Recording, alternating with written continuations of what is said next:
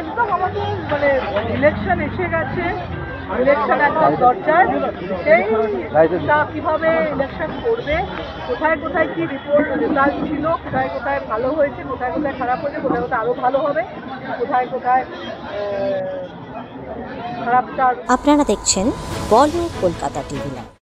এই তো বৃষ্টি আলু নষ্ট হয়ে গেল, আমার সব নষ্ট